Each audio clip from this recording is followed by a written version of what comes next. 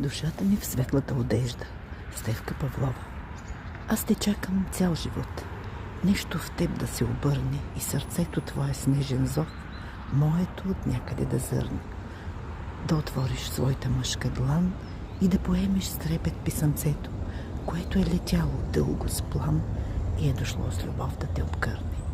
Помниш ли онези дни, нощите ни под звездите, пламъкът изграждащ траен мост между сърцата и душите?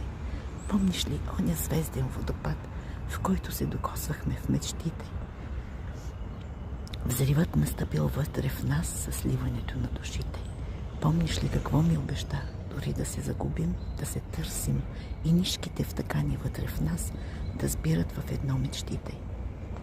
Помниш ли звездите чудновати?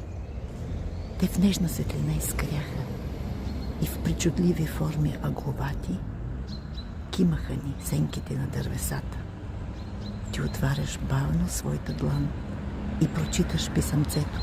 Спомена дали огря, като лунен лъч сърцето. Времето се спира в този миг и прозира мъничка надежда, че ще разпознаеш в този стих душата ми в светлата одежда.